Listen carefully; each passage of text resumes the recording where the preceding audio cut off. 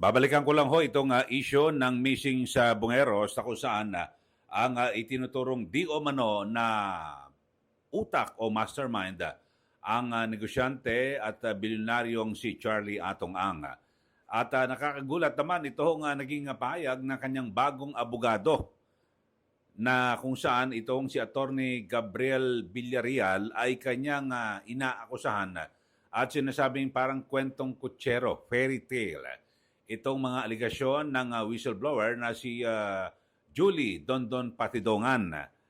Pero ang sabi ho rito ni Attorney Gabriel Villarreal, kakilala lang pala niya. Tatlong araw pa lang sila, o tatlong linggo pa lang sila nagkakilala ni Atong Ang, pero nakumbinsi ho kaagad siya na talagang totoo ang sinasabi ng negosyante at siya po ay inosente. O, eto, pakinggan ho natin mga kababayan yung kanyang pahayag. Pag kayo ba'y nakapagkakilala ng isang tao na sa loob lamang ng 3 linggo, maniniwala ka ba kaagad? O, pero sa bagay, kasi kliyente niya ho ito eh. Kung ano ang sabihin ng kanyang kliyente at sa tamang presyo, mukhang malaki ho ang TF siguro rito, yung, di ba, bilang abogado. Pero dito balikan ho natin itong tunay na issue.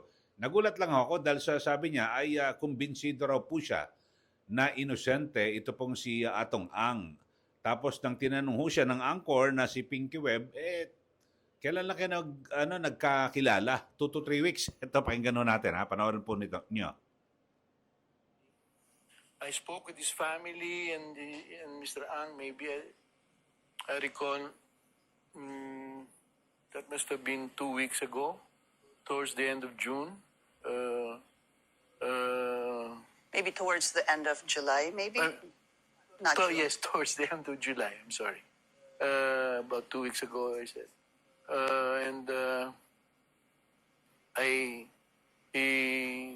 We spoke to each other. I spoke to his family. They asked me if I'd be willing to render my services in his defense. And I said more than that. I said I believe in his innocence. And up to this time that I sit here, I will assert that Mr. Atong Ang is innocent of charges being innuendoed and bandied about against him and his family. I find this to be a very cruel and unjust persecution of Mr. Ang and of his family. It's a very nice family. Are you a family friend, attorney? Are you a family friend? Have you worked with him in the past? Only? By 3 weeks ago, 2 or 3 weeks ago only. I met with Mr. Ang and his family because of the referral of a friend who said, who actually requested me to get up from my retirement. I'm almost at retire. I've been always trying to retire since about a year and a half ago. I've not been successful, obviously, but after speaking to Mr. Ang, his family, I thought, yes, I'd take an exception. And as I said, tonight I assert, and as I always believed when I met him and his family, Mr. Ang, Pinky, is innocent of the charges that they're bandying about against him. Attorney, you only met him 2 weeks ago. What made you 2 or believe? 3 weeks ago. 2 to 3 weeks ago. What made you believe in his innocence? Well, he in front of his family told me the whole story. I asked them to tell me the story from the beginning, from the time that he was engaged in this industry, from the time of his childhood. Actually, when we were having dinner, I had the chance to inquire into his childhood and how he grew up. And based on that, what I thought deep heartfelt conversation with him and his family, I thought I was convinced then, and as I am convinced now, that he is innocent of these charges that are being bandied about because against him. I think this is a very cruel persecution Okay, so yun po ang pahayag ni Attorney Gabriel Villarreal, yung bagong abogado po ni Atong Ang. So 2 to 3 weeks, di pa nga sigurado kung ba't gano'n 2 to 3 weeks? Dapat kung 2 weeks or 3 weeks, dapat gano'n. Pero sabi niya, ang salita niya ay 2 to 3 weeks ay naging magkaibigan na raw po sila ni Atong Ang. So napakabilis naman ho at ikunento raw po sa kanya yung mga yung background ho no ni Atong Ang at naniniwala raw po siya na inosente. Inosente raw po itong si Atong Ang. Siyempre natural abogado ka, kinakailangan maniwala ka na siya inosente dahil sa yan ang ilalaban mo sa korte, di po ba?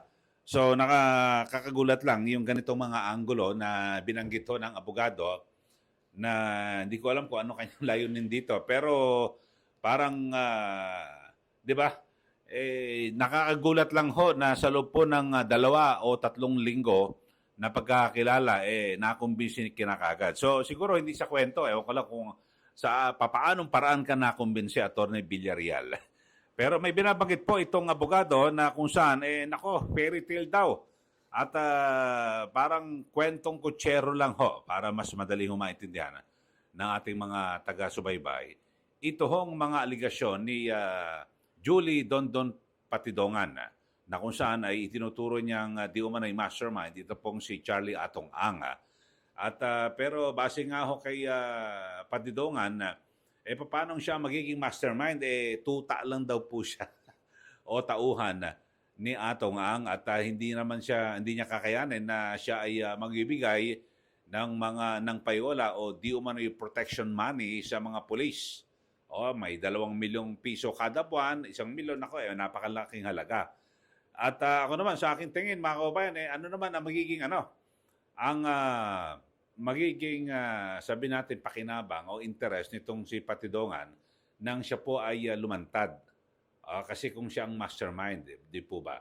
Pero ayon po sa kanya ay pinagbabandaan kasi ang buhay niya at ang kanyang pamilya kaya siya po ay lumutang. Yun ho, kung siya pala ang mastermind, bakit siya lulutang, di ba? At ang sinasabi, naareglo na siya, dapat tumahimik na siya kung siya pala ang tunay na salarin dito po sa kasong ito. Okay ho, yung mga pamilya ho ng mga missing sabongeros at dito po yung ating mga suki sa ating channel ay kayo ho, sino ba ang dapat na paniwalaan? Yung abogado ni Atong Ang na sila po ay nagkita lang ho, nagkausap at naging magkaibigan sa loob ng 2 hanggang 3 linggo. Kasi yung sinasabi 2 to 3 weeks Hindi pa masabi eksakto kung 2 weeks o 3 weeks na ho na magkaibigan. So yun lang ho mga kababayan. Ito, pakinggan natin iba pang mga report patungkol ho rito. Ito sabi, fairy tale daw. I spoke with his Andali, ito sabi, fairy tale. Sige, pakinggan natin itong pahayag. Isa lamang fairy tale. Ganyan inilarawan ng kampo ni Charlie Atong ang mga paratang ni missing sabongero whistleblower Julie Dondon Patidongan. Para sa legal counsel ni Ang, si Patidongan at ang kanya umanong sindikato ang tunay na utak sa kaso. It would seem to me that the one responsible for the missing sabongeros is Julie Patidongan and his cohorts. Yan ang paniniwala ni Attorney Gabriel Villarreal, ang legal counsel ni bilyonaryo gambling kingpin Atong Ang. Una nang itinuro ni whistleblower Julie Dondon Patidongan si Ang na umano'y mastermind ng pagkawala ng 12-dosenang sabungero. Pero giit ni Villarreal sa On Point ng Bilyonaryo News Channel, inosente ang kanyang kliyente. I find this to be a very cruel and unjust persecution of Mr. Ang and of his family.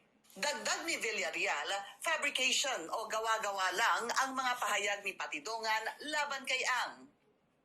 Okay, yan po ang pahayag ng abogado ni Atong Ang. Pero alam niyo ho, bigla na bago ang version kasi noong matatandaan natin na 3 years ago ay humarap si Ginoong Atong Ang diyan po sa Senado at kanyang pinangalanan yung mga personalidad na di umano'y may conspiracy para siya raw po ay pabagsakin at ituro dito po sa mga missing sabongeros. Ito, balikan lang ho natin mga kababayan ha, yung pangyayari dyan po sa Senado. As Lucky 8, honor of Lucky 8, mamaya sasabihin ko sa inyo lahat to para magaidan lang. Parang ano na ang Lucky 8, parang ginano nyo na guilty eh. Hindi naman trial by publicity, papatunayan ko sa inyo na may conspiracy rito. Okay? Wala kaming kinalaman dyan, patutunayan ko sa inyo conspiracy. Tignan nyo muna, sino ang totoong may-ari ng Lucky 8? Ako. Hindi kasi pwede maging may-ari rito ang abogado, kailangan dito. Ang kailangan dito, at least may gaming na alam ka na maski sa anong sugal o power ka man lang sa gobyerno. Hindi ganoon. Huwag na tayo magtago sa kalokohan. Maging totoo tayo. Gusto ko malaman, hindi ako mahilig sa pera. At hindi, huwag nyo nang kawawa naman ng PACOR, kawawa DOJ. Ako makapagpaliwanag kasi gaming, ako mapapaliwanag ko sa inyo. Sinisisi sila kung talagang guilty kami o talagang ititigil ko to. Hindi kailangan itigil ang isabong kung talagang kailangan. Kung guilty ako, sasabihin ko sa inyo, kung guilty yung kumpanya namin, pero may papatunayan ko nga sa inyo na may conspiracy rito. Sino may-ari ng Lucky 8? Ako. Pag-aralan nyo may ito. Sino may-ari ng isang kumpanya dyan? The biggest, the longest gaming or gambling lord in the Philippines. Alam niyo na kung sino yan. 30 years na may higit yan. In fact, sinasabi pa niya na hawak niya ang mga presidente lagi. Sabihin mo kung sino. Huwag kang... Pineda, alam ko, hindi ko, bahala na kayo dyan, kung sino man yan. Sige. At pang mga live pa ako. Sige. Okay. Ang isang may-ari, congressman naman, kaibigan ko. Ang isang may-ari, ex-congressman. Ang isang may-ari, mga mayors naman, lahat to, nagsasabong lahat to. At Yeah, lahat for the record, kung may sinasabi ka, mamaya sabihin naman nila ng congressman na nagamit mo itong committee para siraan sila. Gamitin Your mo, Honor. pag-isabi na lang yung pangalan. magkakaibigan kami, magkakilala kami lahat. So, may pangalan ka. Sabihin mo yung pangalan. Well, alam natin ang legality na mahirap patunayan kung sino na... Basta sasabihin ko lang po yung... kasi sa inyo na rin ang galing na meron tayong batas na sinusunod. Kapareho niyan. Nag-iimbestiga pa tayo, guilty na kagad ang Lucky 8. Bakit hindi natin tignan ng conspiracy? Trial by publicity.